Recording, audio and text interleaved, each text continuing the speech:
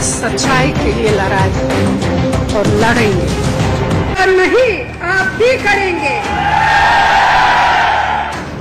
हिंदुस्तान से करीब 7,000 किलोमीटर दूर एक देश इटली, वहां के एक छोटे से गांव लुसियाना से एक महिला हिंदुस्तान आई और फिर उसने भारत की सियासत को बदल कर रख दिया। हिंदुस्तान की राजनीति में उसे 20 साल हो चुके हैं और उतने ही साल वो देश की सबसे पुरानी पार्टी की अध्यक्ष रही। इन 20 सालों में विदेशी मूल की उस महिला ने भारतीय राजनीति में जो मुकाम हासिल किया, वो उन्हें सियासत के बिग बॉस के पायदान तक पहुंचाने की कुव्वत रखता है। इटली की एंटोनिया एडविके अल्बानिया माइनो हिंदुस्तान आते आते सोनिया गांधी बन चुकी थी। सोनिया गांधी को भी अंदाजा नहीं था होगा कि वो एक नई कहानी का सबसे अहम किरदार होने जा रही हैं, जिसमें सुख भी है, दुख भी, जिसमें प्यार भी है और दर्द भी। 2004 का वो दौर याद कीजिए जब सोनिया गांधी के नेतृत्व में यूपीए सत्ता में पहुंची थी।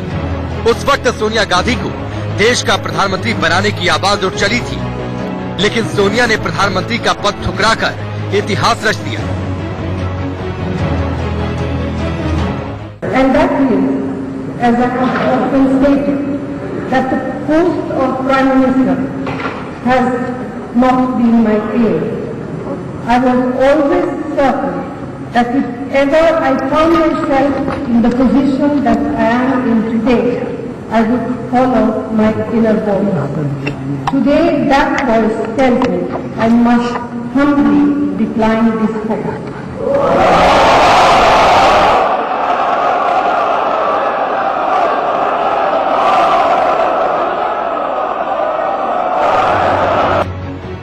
सोनिया गांधी प्रधानमंत्री नहीं बनने के बावजूद यूपीए में सबसे पावरफुल हो चली थी और अगले 10 सालों तक सोनिया का सिक्का देश में यूं ही चलता रहा। लेकिन जिस सोनिया को देश जानता है, उस सोनिया के पीछे संघर्ष और त्याग का एक अंतहीन अतीत है। जिस अतीत में सोनिया के सामने एक ऐसा दोराहा था, या तो सियासत को छोड़ दें या फिर सियासत में रहकर गांधी परिवार की साख को बचाए रखें। ऐसा नहीं था कि सोनिया गांधी डर गई थी या कोई डरने के कारण था। राजीव गांधी का जब असैसिनेशन हुआ, उस समय पॉलिटिकल सिचुएशन बहुत तेजी से बदल रही थी। सोनिया गांधी, चूंकि एक कमजोर कांग्रेस 89 के बाद से यह सिलसिला शुरू होता है जिसमें रीजनल फोर्सेज उभरी, मंडल कमीशन के बाद बैकवर्ड के नाम पे, सोशल जस्टिस के नाम पे लालू यादव, मुलायम सिंह, काशीराम, ये सारे लोग उभरे। लिहाजा कांग्रेस को उस समय संभालना वाकई मुश्किल था। जिस तरह से राजीव गांधी की सियासत में एंट्री अचानक हुई थी, उसी तरह से सोनिया गांधी का भी सियासत में आना पहले से तय नहीं था। राजीव गांधी से इंग्लैंड में मुलाकात, फिर मोहब्बत और साल 1968 में शादी। सोनिया से मुलाकात के वक्त भारत के पूर्व प्रधानमंत्री राजीव गांधी ट्रिनिटी विद्यालय कैम्ब्रिज में पढ़ रहे थे। जब राजीव गांधी कैम्ब्रिज यूनिवर्सिटी में थे तो एक दिन वो किसी ग्रीक रेस्टोरेंट में गए और वहीं पर उन्होंने सोनिया गांधी को पहली बार देखा और इसके साथ ही उन्हें उनसे मोहब्बत हो गई। इस मुलाकात ने सोनिया गांधी की जिंदगी बदल दी। सोनिया गांधी कभी नहीं चाहती थी राजीव गांधी सियासत में आए और खुद के बारे में तो कभी सोचा भी नहीं था। अब इसे आप नियति कह सकते हैं। राजीव गांधी और फिर सोनिया गांधी की राजनीति में एंट्री दुखद घटना के बाद हुई।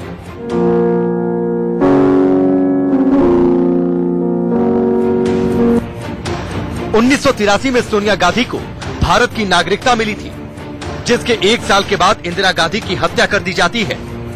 कांग्रेस में आए खालीपन को दूर करने के लिए राजीव गांधी को सियासत में आना पड़ा। हालांकि सोनिया गांधी अपने पति के साथ चुनाव प्रचार में जाया करती थी। उस दौर में विदेशी बहू को देखने के लिए एक दीवानगी भी देखी जाती थी। लोग राजीव की सभा में सोनिया को देखने के लिए भी पहुंच जाया करते थे। महिलाएं पास से विदेशी मेम को टकटकी लगाकर देखती थी। उस दौर में सोनिया ने हिंदुस्तानी रीति रिवाज को अपनाना शुरू कर दिया था। राजीव के साथ सियासी सभाओं में देसी परिधानों में पहुंचती थी, गले में माला पहनकर हाथ जोड़कर नमस्कार करती थी। लेकिन उस वक्त भी सोनिया गांधी ने कभी सोचा नहीं था कि एक दिन उन्हें बिखरती कांग्रेस को संभालने के लिए राजनीति में उतरना पड़ेगा। साल 1991 इंदिरा गांधी की हत्या के 7 साल बाद गांधी परिवार पर एक और संकट आया। राजीव गांधी तमिलनाडु के श्री पेरम्बदूर में एक चुनावी सभा करने गए थे। वहां राजीव गांधी पर आत्मघाती हमला होता है, जिसमें उनकी मौत हो जाती है। सोनिया गांधी के लिए ये खबर एक सदमे की तरह थी। प्रियंका और राहुल गांधी की परवरिश और साथ में कांग्रेस को बिखरने से रोकने की जिम्मेदारी सोनिया पर आ गई। राजीव गांधी की हत्या के बाद कांग्रेस के नेताओं ने सोनिया गांधी से पूछे बिना उन्हें कांग्रेस का अध्यक्ष बनाने की घोषणा कर दी, लेकिन सोनिया गांधी ने इससे इनकार कर दिया। पति की हत्या का घाव सोनिया गांधी पर इतना गहरा लगा कि उन्होंने यहां तक कह दिया कि मैं अपने बच्चों को भीख मांगते देख लूंगी, लेकिन राजनीति में कदम नहीं रखूंगी। सोनिया गांधी का इनकार कांग्रेस के लिए मुसीबत बनने वाला था और हुआ भी यही। कांग्रेस रसातल में जाने लगी। पूर्व राष्ट्रपति और कांग्रेस के वरिष्ठ नेता रहे प्रणब मुखर्जी ने ऑटोबायोग्राफी में लिखा था, सोनिया को कांग्रेस की राजनीति में सक्रिय करने के लिए पार्टी के कई नेता उन्हें मनाने में लगे थे। उन्हें समझाने की कोशिश की जा रही थी कि उनके बगैर कांग्रेस खेमों में बदली जाएगी और इस परिस्थिति में विभाजनकारी राजनीति करने वाली भारतीय जनता पार्टी का विस्तार होता जाएगा। प्रणब मुखर्जी का डर सही साबित हुआ। 1996 में कांग्रेस चुनाव हार गई थी और कई राज्यों में भी हालत खस्ता होने लगी थी। ऐसे वक्त में सोनिया गांधी ने राजनीति में सक्रिय होने का फैसला लिया। वो कांग्रेस अधिवेशन में पहली बार 1997 में गई। उन्होंने पार्टी में कोई पद लेने की बजाय पार्टी के लिए प्रचार से अपना राजनीतिक काम शुरू किया। इसके बाद उन्हें 14 मार्च 1998 को अध्यक्ष बना दिया गया। तो मुझे याद है कि सीताराम केसरी उस समय अध्यक्ष थे, पार्टी अध्यक्ष थे, और किस तरह से कलकत्ता कांग्रेस में रातों रात इलेक्शन हुआ और उसमें CWC मेंबरशिप के लिए घपला कराया गया और किस तरह जितेंद्र प्रसाद हारे, राजेश पायलट हारे। फिर बाद में उसको एक लंबा सिलसिला कलकत्ता में, मैं उस समय था, उस सेशन को कवर कर रहा था।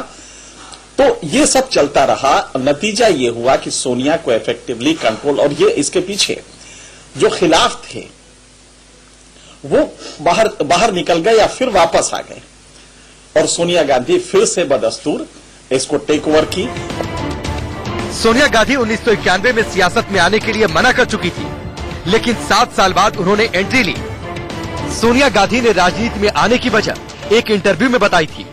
सोनिया ने कहा था, मैं नहीं चाहती थी कि राजीव राजनीति में आए, लेकिन उन्हें इंदिरा गांधी की हत्या के बाद आना पड़ा। इसी तरह मैं भी पॉलिटिक्स में नहीं आना चाहती थी, लेकिन मुझे भी मजबूरी में आना पड़ा।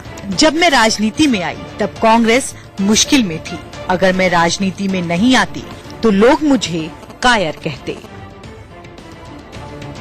सोनिया गांधी का ये बयान ठीक उसी तरह का था जैसा इंदिरा की हत्या के बाद उस वक्त राजीव गांधी ने कहा था। मुझ पर राजनीति में आने का बहुत दबाव था। मुझे लगा एक जरूरत है, एक शून्य है जिसे भरना है। कुछ लोगों ने कहा कि अगर हम हार गए तो भाग जाएंगे। कुछ ने सोचा कि शायद हम सत्ता को पकड़कर बैठे रहेंगे। राजीव गांधी की हत्या के बाद सोनिया गांधी टूट चुकी थीं। उन्हें राहुल और प्रियंका की चिंता भी सता रही थी, लेकिन ऐसे वक्त में सोनिया ने खुद को संभाला। एक इंटरव्यू में सोनिया ने बताया है कि वह खाली वक्त में राजीव गांधी की तस्वीरें देखा करती थीं और इंदिरा गांधी को जवाहरलाल नेहरू के जेल से लिखे हुए खत पढ़ा करती थीं, जिससे उन्हें जीने का एक अलग नजरिया मिला। सोनिया गांधी ने जब कांग्रेस की कमान संभाली तब तक कांग्रेस काफी कमजोर हो चुकी थी। कांग्रेस में गुटबाजी खत्म करना एक बड़ा चैलेंज था।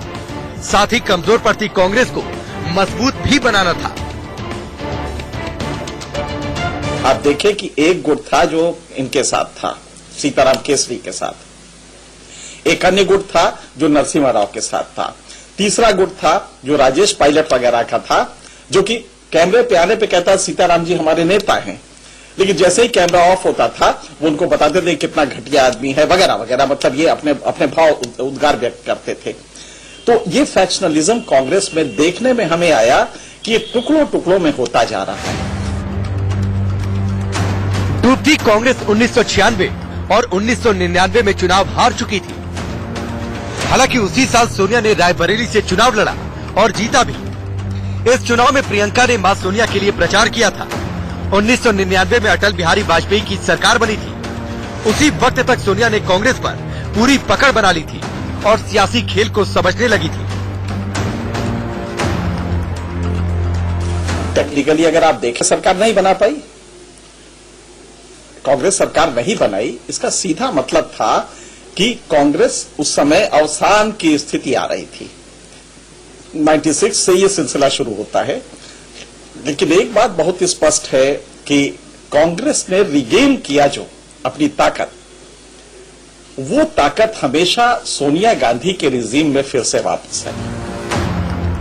सोनिया गांधी के लिए सियासत में आना ऐसे वक्त में था जब बीजेपी का अच्छा वक्त शुरू हो चुका था। इसलिए बीजेपी की कोशिश थी कि कांग्रेस कभी न उबर पाए। इसलिए सोनिया गांधी को विदेशी मूल का बताकर जबरदस्त तरीके से उन पर हमला किया गया।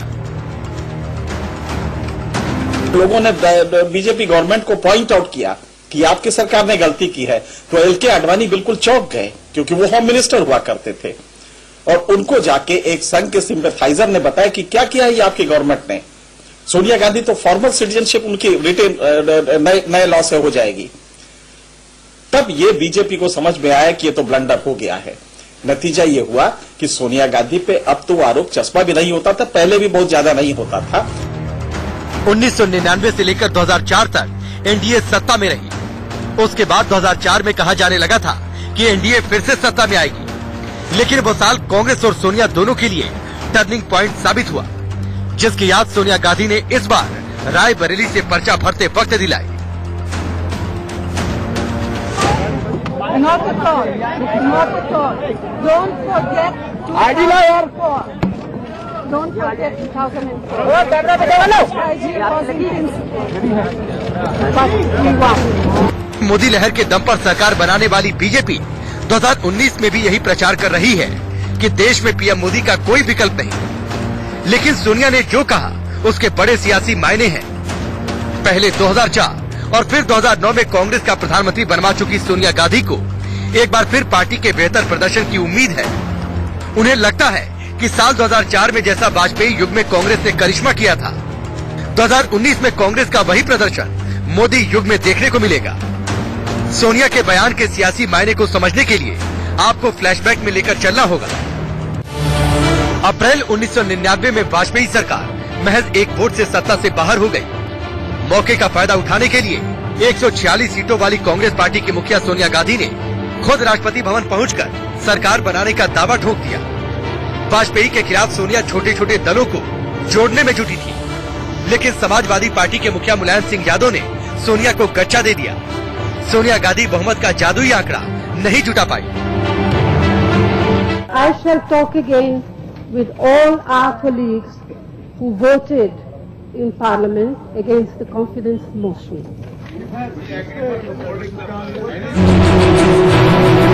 पहले ही बॉल पर क्लीन बोल्ड हो चुकी सोनिया गांधी की साख पूरी तरह खराब हो चुकी थी। सोनिया की सियासी जिंदगी की ये सबसे बड़ी भूल थी। बिना सहयोगी दलों से बात किए जल्दबाजी में सरकार बनाने का ऐलान करके उन्होंने जो कच्चा खाया था उससे उबरने में उन्हें वक्त लगा। 2004 के अंदर सोनिया गांधी बदली सी थी। 2004 के अंदर सोनिया गांधी एक सियासत की बिग बॉस बनकर उभरी। दरअसल 13 मई 2004 में जो नतीजे आए उसने सबको हैरान कर दिया। वाजपेयी के नेतृत्व में जो सरकार थी वो पूरी तरीके से हार चुकी थी और सोनिया गांधी के नेतृत्व में 2004 में यूपीए की सरकार ने अपनी नींव रखी। सबसे हैरानी की बात ये थी कि साल 2004 में वाजपेयी सरकार की जबरदस्त लहर थी। राजनीतिक विश्लेषकों से लेकर गली मोहल्लों तक में वाजपेयी सरकार की वापसी की भविष्यवाणी की जा रही थी, लेकिन चुनावी नतीजे एकदम उलट आए। साल 2004 में कांग्रेस 400 सीटों पर लड़ी थी, लेकिन सिर्फ 145 जीत पाई। वहीं बीजेपी ने 364 सीटों पर चुनाव लड़ा और 138 सीटें हासिल की। दोनों पार्टियों में सीटों का अंतर सिर्फ 7 था। लेकिन सोनिया गांधी ने जबरदस्त फुर्ती दिखाई।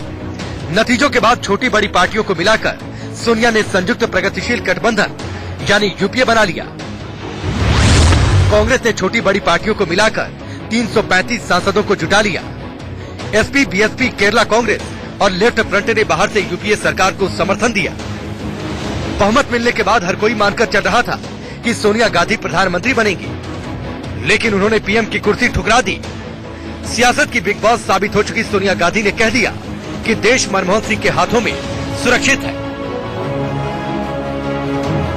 I have been under tremendous pressure from my colleagues, my party workers, and many people throughout the country. So naturally, being under such pressure sort of takes you down a bit. But now that everything is over, I'm very happy. I think our country will be safe in Dr. Manmohan Singh's hands.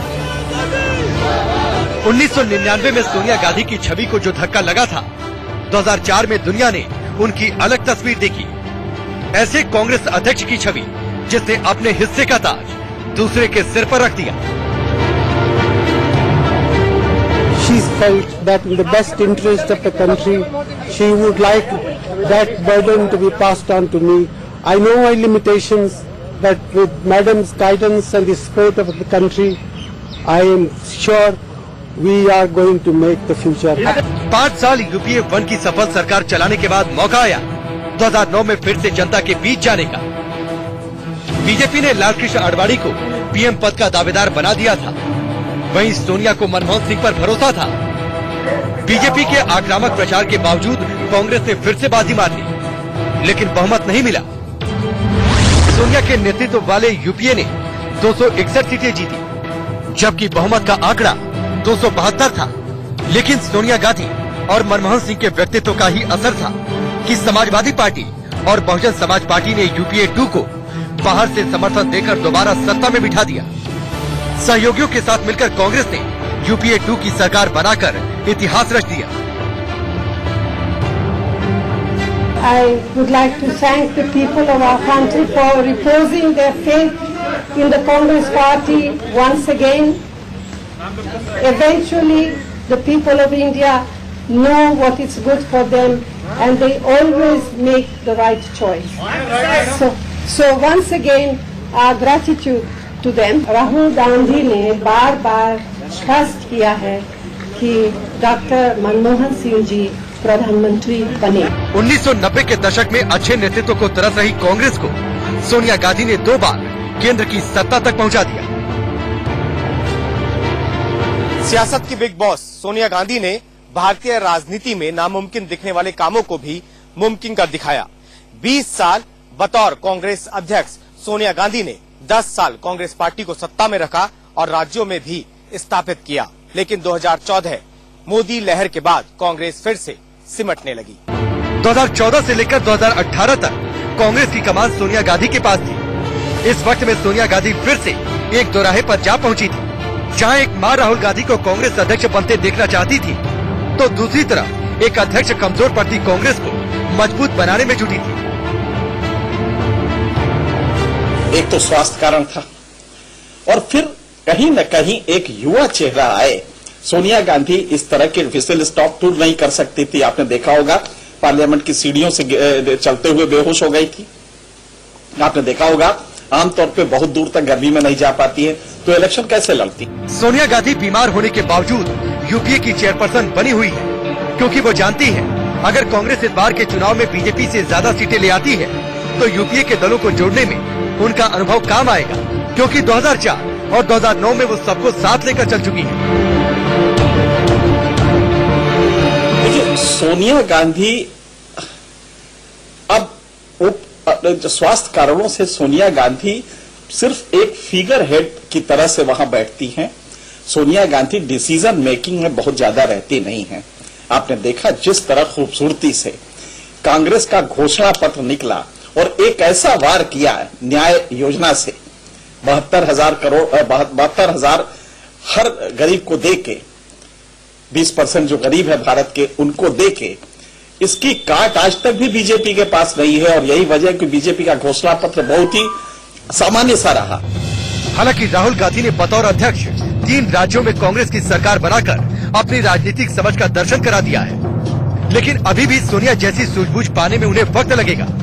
कम से कम सहनशीलता और आरोपों का जवाब देने की कला में माहिर होना बाकी है, क्योंकि सोनिया पर जब जब विपक्ष ने हमला किया उन्होंने मजबूती से जवाब दिया।